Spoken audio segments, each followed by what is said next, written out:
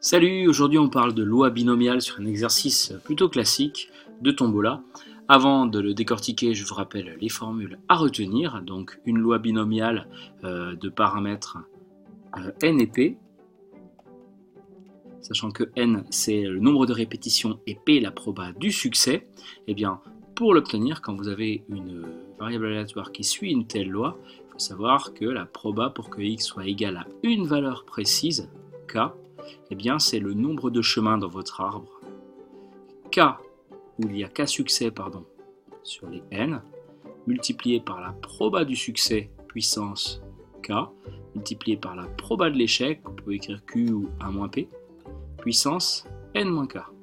Le nombre de succès et le nombre d'échecs ensemble forment le total n. Donc ça se tape à la calculatrice, c'est la première ligne de commande.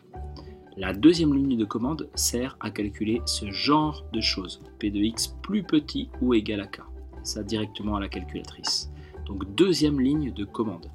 Pour calculer ce genre de choses, on ne peut pas le faire à la calculatrice. Dès que c'est plus grand ou égal à k, on recourt au stratagème suivant, on passe par le complémentaire par rapport à 1. Donc 1 moins p de x plus petit ou égal à, eh bien, vu qu'on regarde ce à partir de k, là, on va aller jusqu'à k-1.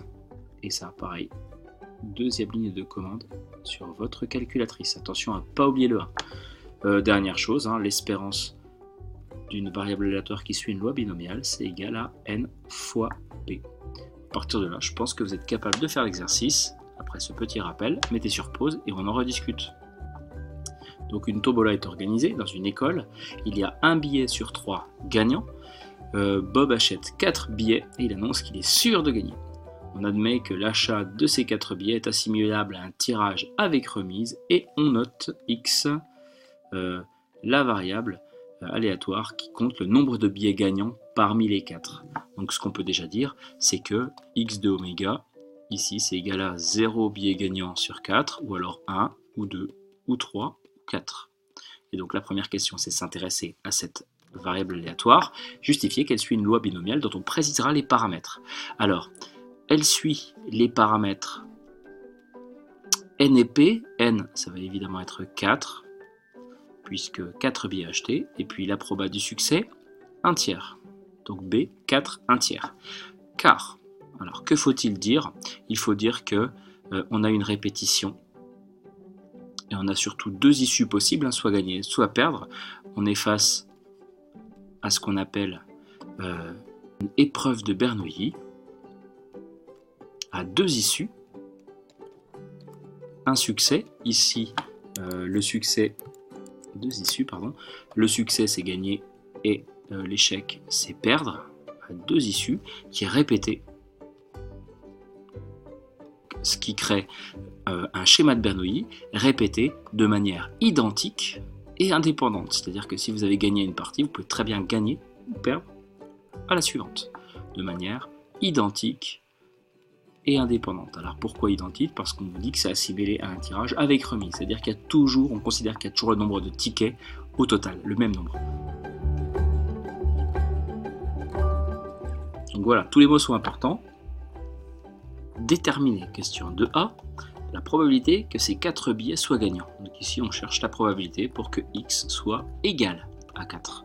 Ce qu'on attend de vous, c'est donc la formule, le nombre de combinaisons de 4 parmi 4, qu'il faut écrire comme ça, toujours le total en haut, multiplié par la proba du succès, avec des parenthèses, le tout puissance nombre de succès, 4, fois la probabilité de l'échec, c'est-à-dire 1 moins 1 tiers, 2 tiers, puissance 0 ici. Et ça, directement à la calculatrice. Alors je vous remontre sur TI. Vous allez dans Distrib, vous descendez jusqu'aux lignes loi binomiale. Donc les trois là, c'est la première ligne de commande qui va nous intéresser. Donc celle-là, la A. Nombre d'essais, ça va évidemment être 4. Proba du succès, sous-entendu 1 tiers. Et donc combien veut-on de succès? On en veut 4. Et c'est tout. À peu près 0,012. Question B, la proba pour que grand X soit égal à aucun de ces billets ne soit gagnant. Donc grand X égale 0. Donc 0 parmi 4, 1 tiers puissance 0, et puis 2 tiers puissance 4, qui donne à peu près, pareil on recommence, donc distrib, c'était grand A je crois, pour obtenir grand A, je ne sais plus où c'est, en faisant ça, tac, ça doit marcher, voilà.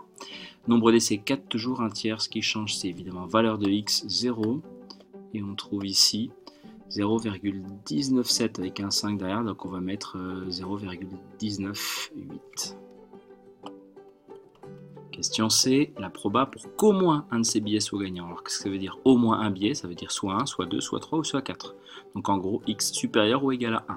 Ça, on ne peut pas le faire à la calculatrice. En revanche, 1 moins p de x inférieur, supérieur ou égal à 1, c'est pareil que 1 moins p de x inférieur ou égal à, et la piège c'est pas 1 mais 0.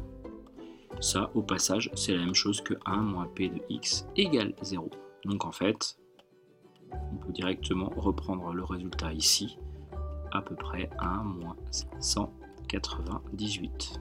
Donc, si vous le voulez, donc vous passez par ce que vous voulez, 0,802 approximativement. Alors, je voulais faire un nouvel exemple, donc question C', quelle est la probabilité pour que au moins 2 billets soient gagnants? Donc ici, on cherche, juste pour être sûr, hein, x supérieur ou égal à 2, c'est la même chose que 1 moins p de x inférieur ou égal à 1. Et donc, pour faire ceci, on va utiliser la calculatrice et la deuxième ligne de commande. Là, c'était pas forcément utile. Donc, 1 moins calculatrice. L'idée, c'est peut-être directement de mettre 1 moins, pour ne pas oublier ce 1 moins. Et donc, je vais dans maintenant distrib, c'est le B. Le troisième, on ne s'en servira pas. Deuxième binôme FREP ici. Donc pareil, hein, 4, 1 tiers, et donc là on va mettre 1. Et donc la calculatrice sait qu'elle doit faire plus petit ou égal, hein, c'est dans le FREP.